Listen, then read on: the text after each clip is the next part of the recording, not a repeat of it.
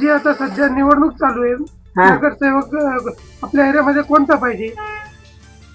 नगरसेवक आता पुष्कळ आहे, पण मग ते काम करताना ना, आश्वासन देताना करताना त्याच्याकरता असा एखादा त्यांना देणारा जोडीदार पाहिजेच ना. म्हणून आमचे बाजड साहेब उभे केले आम्ही आता. तर ते निवडून आल्यानंतर ते काम करतील असं तुम्हाला वाटतं का? बिलकुल. कारण मुलगा काम करणारच ना, आईचं ऐकणारच ना. बरं, आता सध्या तुमच्या एरियाचं नाव सांगा आणि सत्कर्म नगर, सातारा परिसर. सातारा परिसर. आणि काय समस्या आहे आपल्या एरियामध्ये? समस्या काय? आमच्या परिसर आताच बऱ्याच समस्या आहे. कधी मधी कचऱ्याची गाडी उशिरा येते, एक खोदकाम चालू आहे, त्याच्यामुळे रक्षे चांगले करता पुन्हा खोदता, चांगले करता पुन्हा खोदता. तर हे सगळं व्यवस्थित झालं पाहिजे. आणि त्याच्याकरताच आम्ही आमचे बाजड साहेब उभे केले आहे की आम्ही पटकन त्यांना आवाज देऊन सांगू शकतो आणि ते आमचं ऐकता पण. मग त्यांना निवडून तुम्ही महानगरपालिकेत पाठवणारच? हो, आम्ही पाठवणारच. धन्यवाद. आम्ही त्यांच्याकडून हात धरून काम करून घेऊ शकतो. तुमच्या हक्काची माणसं. हो. ओके, धन्यवाद. तुमचं नाव आजी? माझं नाव रजनी बोरोले.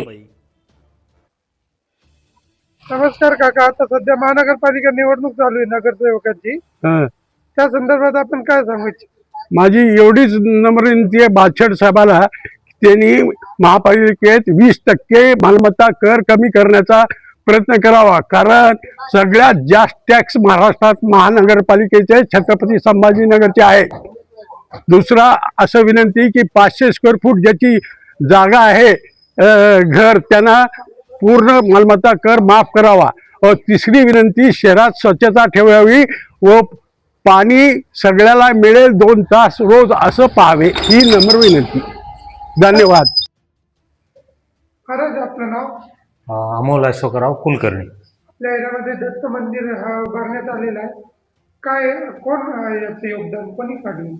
हे बाजड पाटील सर म्हणून आहे, त्यांनी सगळं निःशुल्क सेवा केली, मंदिर स्थापन केलं आणि कॉलनीच्या अग्रस्त होते निवडणुकीला उभा राहिले. आपल्या कॉलनीचं नाव? आलोकनगर.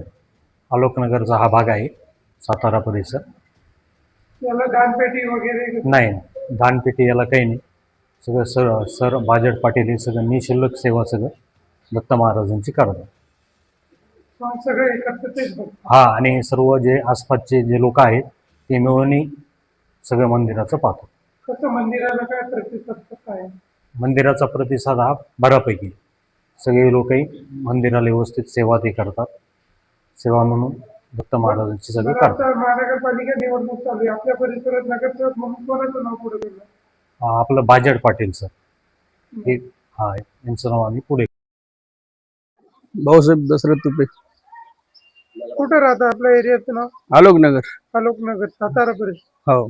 सध्या महानगरपालिका निवडणूक चालू आहे आणि आपल्या एरियामध्ये काय काय समस्या आहे आणि त्या समस्याचं समाधान करण्यासाठी कोणाला निवडून आणशाल?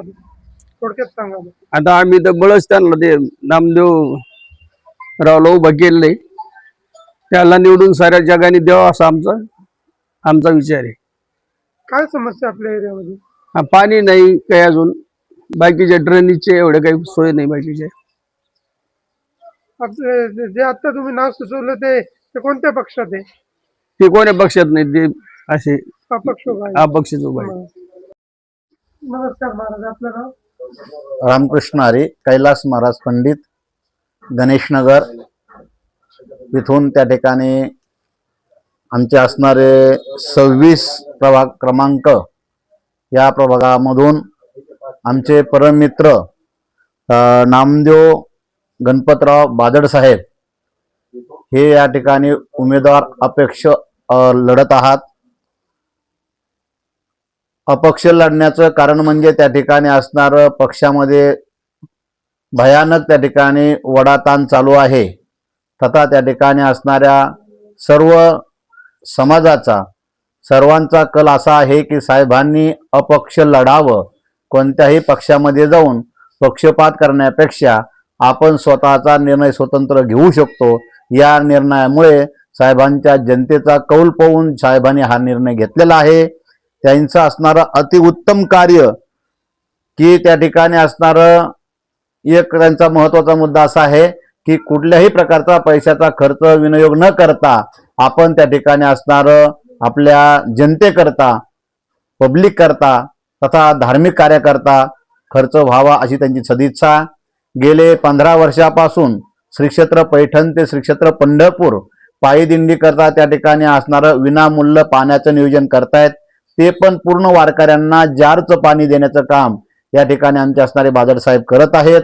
आणि त्या ठिकाणी तळागाळातल्या समाजापर्यंत एक असणारं त्यांची एक असणारी पोहोच आहे. त्या ठिकाणी प्रत्येकापर्यंत भेटीगाठी त्या ठिकाणी आहेत. त्यांचं असणारं कार्य करण्याची पद्धत खूप चांगली आहे. श्री क्षेत्र पैठणला सुद्धा शेष्टी करता ते स्वतंत्र दिंडी घेऊन जात आहेत. अनेक वारकऱ्यांना अन्नदानाच्या स्वरूपानं काय लागेल ते सहकार्य करण्याची त्यांची भावना आहे.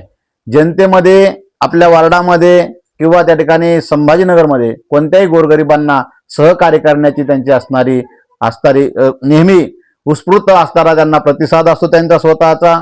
प्रत्येकांच्या सुखदुःखात सहभागी होणारा हे कार्यकर्ते आहेत. म्हणून यांना आपण सर्वांनी एकमताने त्यांचा असणारी निशाणे आहे बॅट बॉल, या असणाऱ्या निशाणीवरती बटन दाबून आपण त्यांना सहकार्य करावं आणि चांगल्या प्रकारचा एक नगरसेवक आपल्या वार्डामध्ये निवडून द्यावा ही सगळ्यांना नम्र विनंती.